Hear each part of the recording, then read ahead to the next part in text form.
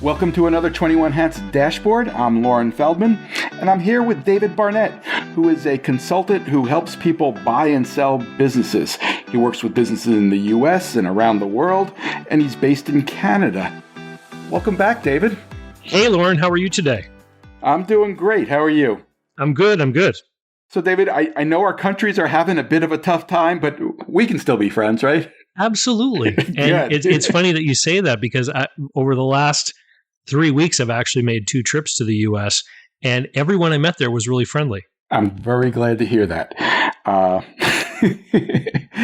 Can you tell me what people in Canada, especially in the business community, are making of all this? Yeah, so it's very interesting because in the general public, when I open up my personal Facebook account and I see what my neighbors and friends are talking about, there is a big nationalist sentiment, reactionary sentiment, of course, about what's been happening in the news. And there are definitely people who are worried about their jobs. So amongst employed people who are in industries that are attached to exports, people are worried that, there's going to be a recession, that they might lose their job. And I think everyone can understand that. There's, of course, a great deal of the things that Canada produces and export goes to the U.S. We have an integrated North American economy. There is a lot of importing here from the U.S. And, I think one of the things that you probably see in the news is that, your average everyday person, I think they kind of feel powerless. It's not you or I or anyone that we know that's going to really be making these decisions about what happens with these rules. And so people, I think, react in the only way that they can, which is, to choose a product, made in Canada versus something maybe that comes from the States. And people make a lot of noise about it. And I think it's an expression of frustration. But a lot of these people, I think, feel really powerless. So this is how it's manifesting. That makes sense. I talk to business owners all the time. Some of them have been directly affected by the back and forth on tariffs, and some of them are having a really tough time. Others are having a tough time just because of the uncertainty, and their sense is they may not know for sure why their business has dropped off, but they suspect it's because people are reluctant to proceed with plans, not knowing for sure where this is all headed. There's a lot of talk about recession down here, just as you said up there. What's your sense? What's the bigger issue that you see? The actual impact of the tariffs, or just the uncertainty of all these changes and what it might mean? Well, I'm having very different conversations between Canadian small business owners that I talk to and American small business owners that I talk to. So, exporting internationally is not typically something that a small business would do. We're talking usually about much bigger industries, and those people aren't talking to me. And so the Canadian small business owners that I talk to are worried more about market risk. So someone who may be thinking about their business in a city like Hamilton, Ontario, where there's a steel mill, or someone who's thinking about buying a business in Hamilton, they're, of course, worried that something's going to happen with that steel mill and the local city is going to go into a recession. There may be less money flowing around. So they're kind of concerned about this more macro level thing. And the fact that people who lose their jobs end up on unemployment benefits and, maybe other opportunities come up, it kind of mutes that, those worries a little bit. The people that I'm talking to in the United States are very much feeling personally threatened because there is something important with their specific business that is tied to these tariffs.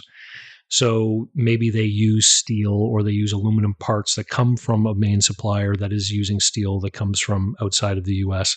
And so they're worried that they're going to have these big price increases foisted upon them. And they don't really know if their customers will accept a price increase, And so it's scary. I think that the uncertainty that you mentioned really manifests itself with people who sell expensive things to other businesses. So as everyone listening can probably appreciate, when you just don't know what's going to happen, the natural reaction is to hang on to cash. Because if we don't know what's going to happen, but we think something bad might be coming, the one thing that we need is to buy time. And so you hang on to your cash What does that mean? It means paying your bills more slowly, trying to collect your receivables more quickly. And it certainly means putting off investment in that big, expensive piece of equipment, perhaps, that you were thinking about buying at some point last year. And I was, one of my clients was saying to me the other day that he wanted to download some specifications about a piece of equipment from a supplier's website. And in order to get the document, he had to put in his email address, and it was emailed to him. And the next day, a sales rep from that company showed up at his business. Wow. So they were watching the emails of who was downloading information, and they knew who he was by his email, and they drove over to talk to him about if potentially he needed to buy something. And I've had a career in sales, and when salespeople are doing that kind of thing, it means to me that they are really looking for a sale. And so that means that right now people are putting off reinvestment. And so I got to imagine people who sell expensive bits of equipment to other businesses are really hurting right now across the board, both Canada, the US, and down to Mexico and everything. There are some people in the U.S. who are doing just fine. And I think that's typical. In any recession, there are some businesses do better in a recession. But I think some of the businesses that are doing well down here are still optimistic for the reasons they were optimistic after Donald Trump was elected president. They still expect the regulatory situation to improve for them. They still expect lower taxes. They still expect businesses to be more confident and start spending more money. Is there something comparable to that in Canada? Yeah. Well, the last 2 months have been an economic boom because everyone's trying to beat the tariff. So that makes sense. Sawmills are working around the clock, trying to get as much across the border as they can. All of the car companies are trying to get as much across the border as they can. I interacted with a car dealer on Twitter the other day, and he was bragging about how February was one of his best sales months ever. He's down in the U.S. And I posed the question. I said, do you think some of that is people trying to beat the tariffs? And he was kind of dismissive of the question, but I certainly think that could be something.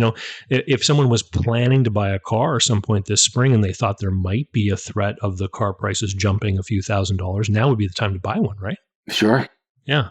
What about in the market that I believe you follow most closely, which is the market for the buying and selling of businesses? What impact are you seeing there? It's hard to tell because everybody, of course, looks at the performance over time. And so it takes a while for numbers to show up in the reporting for a business.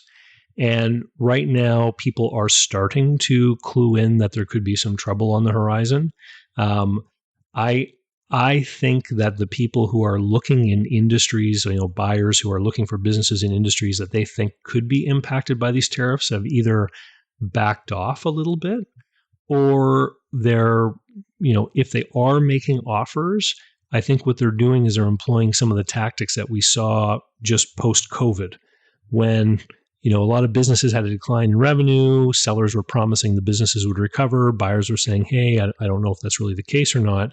And they were creating deal structures that would, only pay out to the seller if the business did in fact recover. And when you're worried about potentially a downturn in a business, what you do is you often ask the seller to hold a greater degree of seller financing. And maybe you make part of that subject to certain performance benchmarks in the coming years.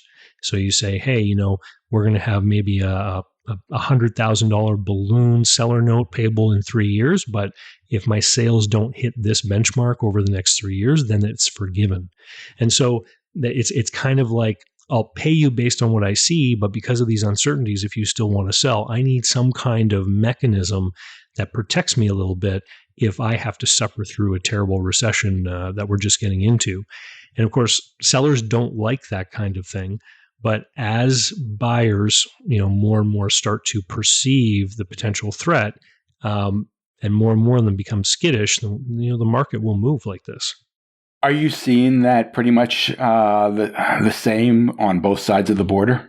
There was a headline in the Globe and Mail, the big newspaper up here that a lot of business people follow, and it was saying that the big M&A activity on Bay Street has kind of stopped. And While I'm still dealing with buyers that are looking at deals and people that are shopping in the market, I definitely think that if somebody's, I don't necessarily think that someone right now would make an offer on a business that is a support business to someone in the auto sector in Ontario, right? There's just too much unknown. I mean, 2 days, we're recording this Friday, 2 days, and I think it's important people know because 2 days ago, President Trump signed a document saying there was going to be 25% tariffs on all cars built outside the US. And then yesterday, I heard on the news that Trade Secretary Lutnick had called Premier Ford saying that the Canadian cars wouldn't be affected, and then called back later saying that they would be affected, but at a lower rate. And it seems to change every 12 hours. And right. So, by the time this airs, it could be different again. And so if you are looking at a company that provides services to maybe a parts plant, I don't know if anyone would buy that business right now. So what advice would you give to somebody who really had hopes of selling a business at this point? It's all based on provable track record, and everyone values a business based on what it has done under the assumption that they are going to continue that cash flow under their own stewardship. And for most people, that question is answered by, how well organized is the business? Are there systems and processes and procedures in place? And am I, as a buyer, sort of qualified to be the person who can capably run this business? And that's usually what people look at. Today, there's a third leg to that question, which is, is there some catastrophic macroeconomic change that could happen? Now, here's the difference between a business owner who's been around for 30 or 40 years and someone who's buying a business. Someone who's long established, who's been around for a long time, has probably paid down their debts. They've got a very strong balance sheet. They might have savings in the bank, and they could probably weather an economic downturn pretty well, even if, the car plant or the parts plant they service does happen to close up. They can probably change that business over time, find new customers, find new ways to make money, etc. The problem for a buyer is that when you buy a business, you're almost always borrowing a lot of money from the bank, and that puts you into a position where you have this finance risk. You suddenly have this overhead of this debt payment that has to be met every month. And so the business that someone buys is very different than the business that someone sells. And it could be a great business, but until people know that they reasonably can carry on the cash flow, they're not going to undertake the risk of taking on the debt. Does that mean if someone really needs to sell, and hey, I meet a lot of really motivated sellers for all kinds of personal reasons. Is there a way to get out? There always are. It just depends on how motivated the seller is and how creative they're willing to get, in how they make their deal.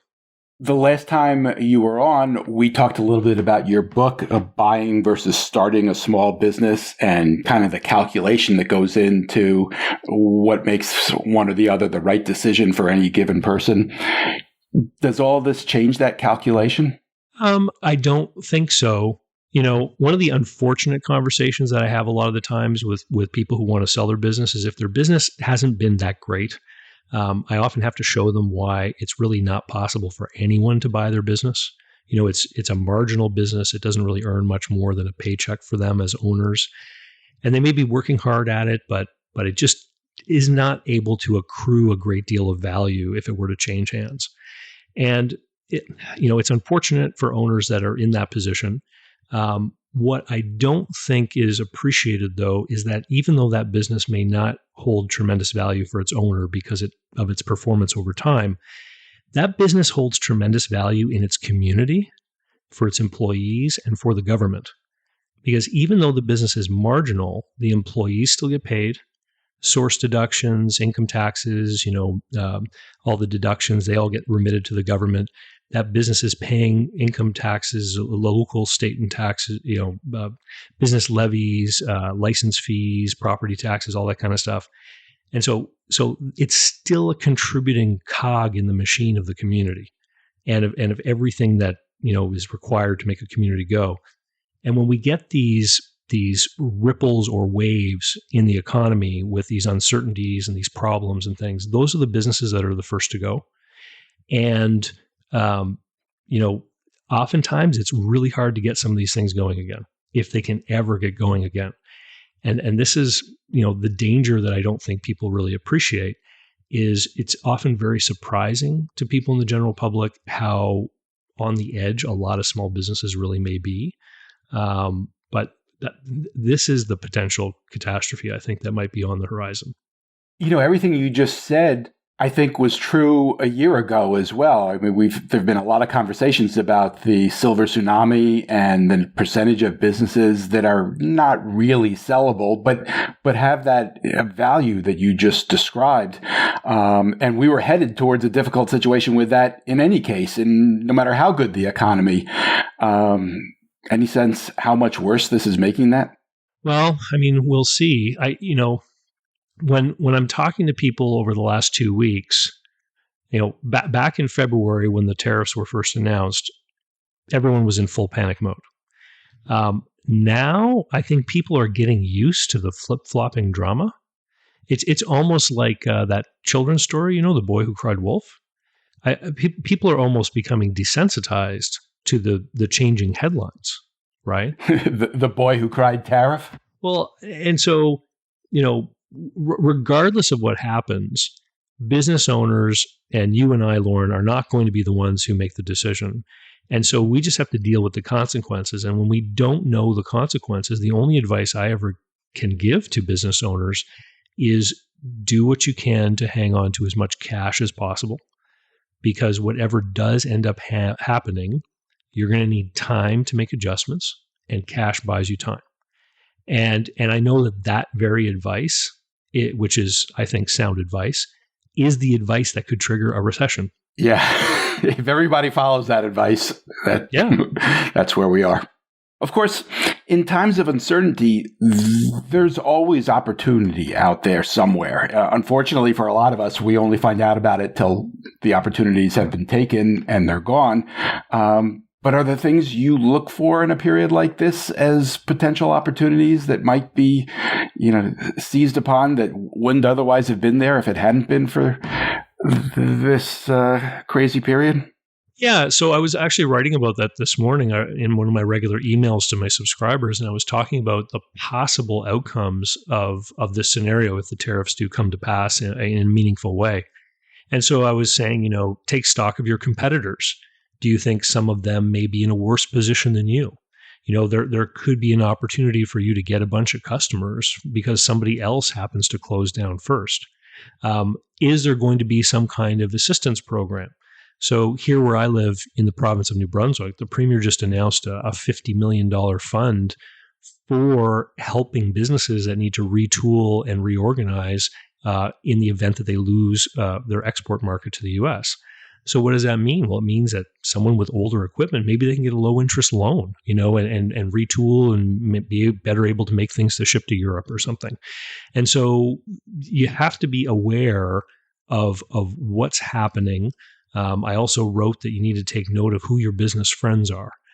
Who are the other people that you know that you get along with? Could there be opportunities to work together with some other people, maybe save on expenses or share resources in some ways?